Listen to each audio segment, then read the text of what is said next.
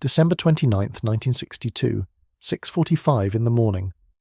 A postman named Di Evans stepped into what he thought was knee-deep snow in the village of Cymystwyth, Ceredigion. He sank to his chest. 30 seconds later, he couldn't see his own post office through the white wall that had swallowed Wales whole. Standard procedure said wait for the roads to clear. The drifts blocking every valley, every railway, every telephone line from Pembrokeshire to the English border said otherwise. In the next 72 hours, 6,000 animals would starve within sight of their barns. Entire villages would vanish beneath 6 metres of driven snow. And the coldest winter in British history would announce itself with the single most catastrophic blizzard Wales had ever seen. This is the story of how Christmas 1962 became a nightmare written in ice. The big freeze didn't arrive gradually. It arrived like a declaration of war. On December 22nd, temperatures across southern England sat at 12 degrees Celsius. Light rain. Typical British December. On December 23rd, the rain froze mid-fall.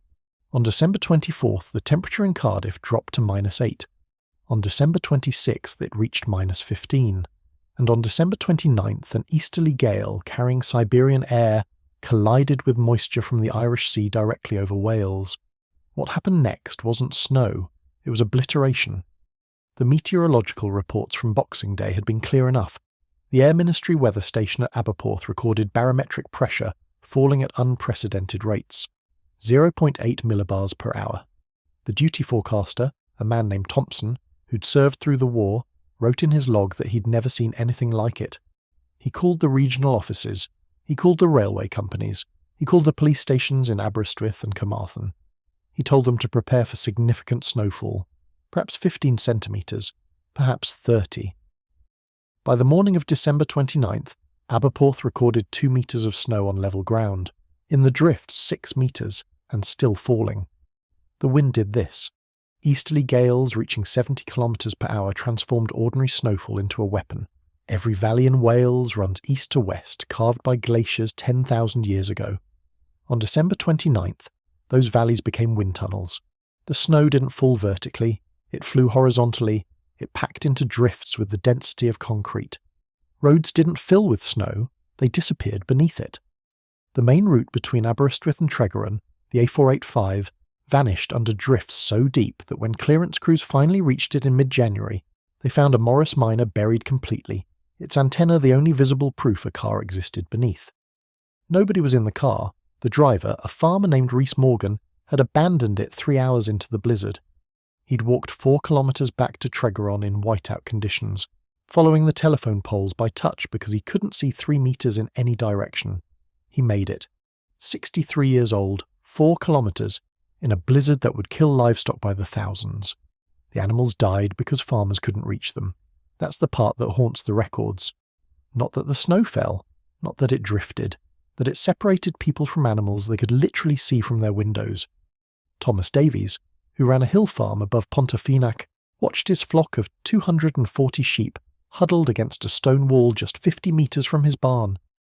He tried to reach them twice on December 29th. Both times he sank to his shoulders in drifts and had to be pulled back by his son. The sheep stayed where they were. 4 days later, when RAF helicopters dropped hay bales from above, 190 of them were dead. Frozen where they stood, 6,000 animals across Dartmoor and Wales went without food from December 29th to January 2nd. Not because supplies didn't exist, because nothing could move. The train stopped first. The Great Western Railway ran services through every major valley in Wales. Aberystwyth to Shrewsbury, Carmarthen to Swansea, Cardiff to Merthyr Tydfil. On the morning of December the 29th, every single one of those lines reported blocked tracks, not delayed, blocked. The morning service from Aberystwyth to Birmingham, scheduled for 7:15 departure, made it 6 kilometres before hitting a drift that buried the locomotive's cowcatcher completely. The driver, a veteran named Price who'd worked the line for 28 years, tried to reverse. The snow had filled in behind them. They sat there for 11 hours before a relief crew reached them on foot. The Carmarthen service didn't even leave the station. Signalmen reported drifts across the platforms themselves. Snow had entered the station building through ventilation shafts. piling half a metre deep in the waiting room. The station master, following regulations, declared the station closed until further notice. It didn't reopen until January 7th, 9 days. But the trains were machines. They could wait. The villages couldn't. Cwmystwyth, population 312, lost telephone contact at 9:30 on December 29th. The lines didn't break from ice weight. They snapped from wind pressure, pushing snow-laden cables beyond their tensile limits. 57 poles came down across the valley. The last message from the village post office, sent by a clerk named Jenkins, read simply, "Drifts blocking Main Street, cannot see church, still snowing." That was 9:26.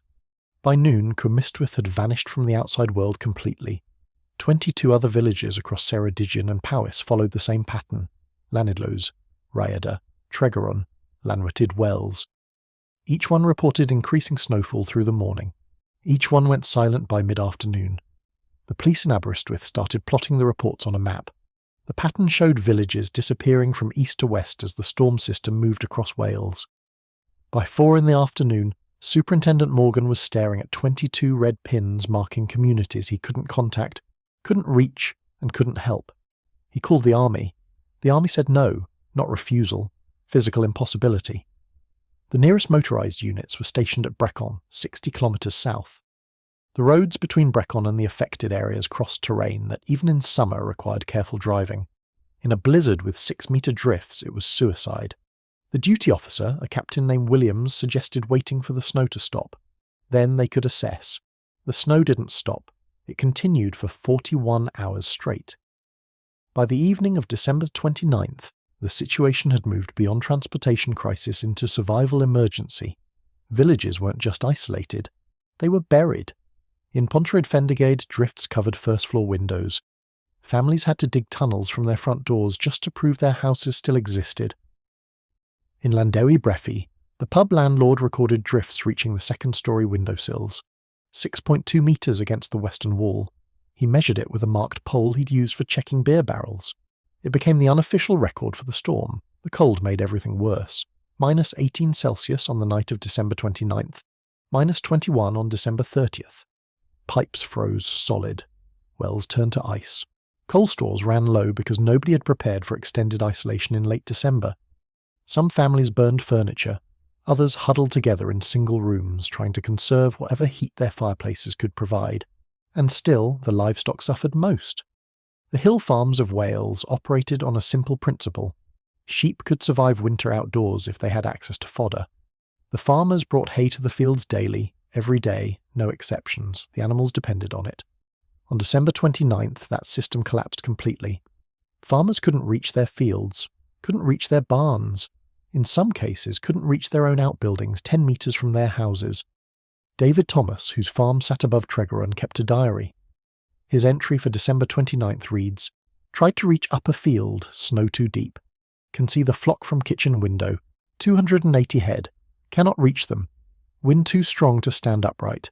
Tried again at noon. Made it 15 metres. Had to crawl back. The sheep are dying." They were. Across every hill farm in Wales, the same scene repeated. Animals visible from farmhouse windows. Animals that in normal circumstances were a 5-minute walk away, and absolutely no way to reach them. Some farmers tried using tractors. The tractors bogged down in drifts and had to be abandoned. Some tried on horseback. The horses refused to move through snow deeper than their shoulders. Some tried on foot, carrying ropes tied to their houses so they wouldn't get lost. They all turned back. The snow was simply too deep. By December 30th, the death toll among livestock was climbing into the thousands. Exact numbers were impossible to calculate because nobody could reach the animals to count them. The estimates came later, compiled from farmer reports and insurance claims. 6,000 animals without food across Wales and Dartmoor. Mortality rates exceeding 70% in some flocks. The RAF intervened on December 31st. Not because of formal orders, because a helicopter pilot named Squadron Leader Harrison, stationed at RAF Pembrey, had grown up on a hill farm in Brecon. He understood what was happening.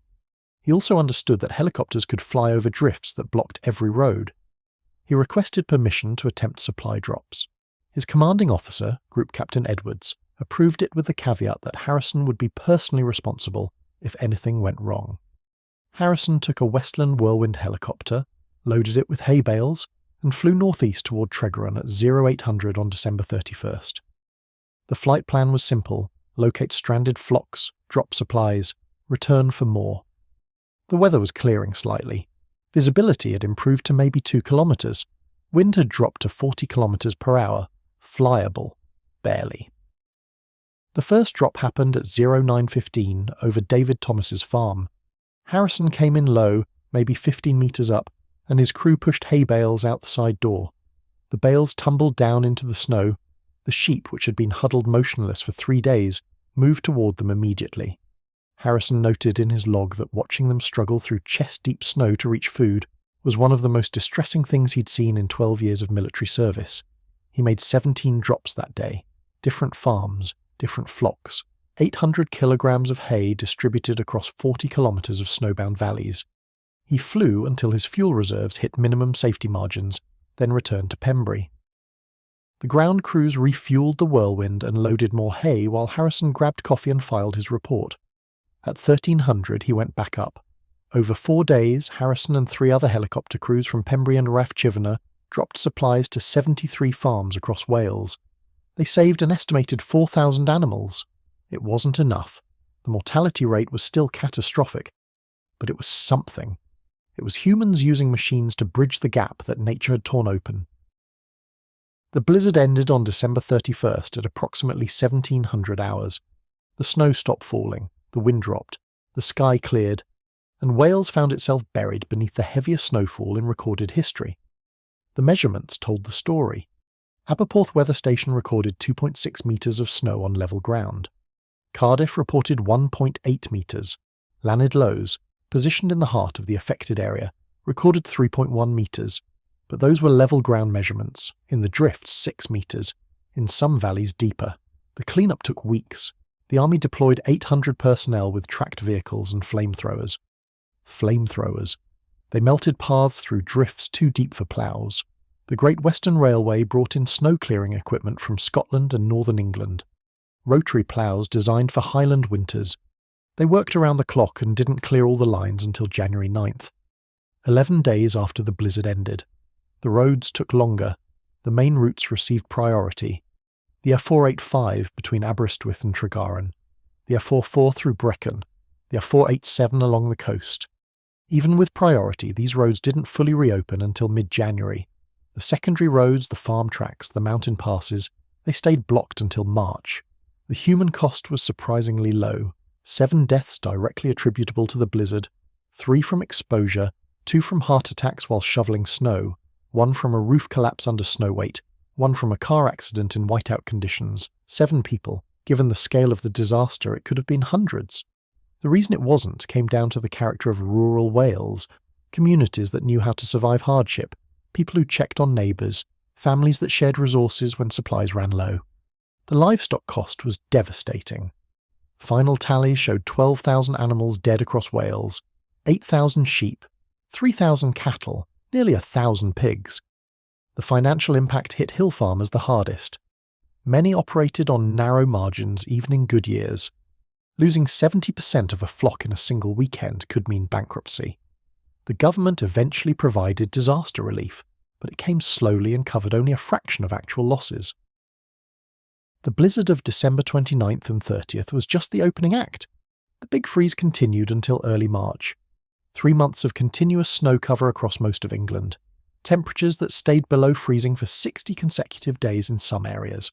The frozen sea at Herne Bay, the Thames icing over, snowdrifts in London that persisted into February. But Wales remembered December 29th, the day the wind came from the east carrying Siberian air. The day 6 metres of snow buried valleys that had stood for millennia. The day thousands of animals died within sight of help that couldn't reach them. The day helicopters became the only link between survival and disaster.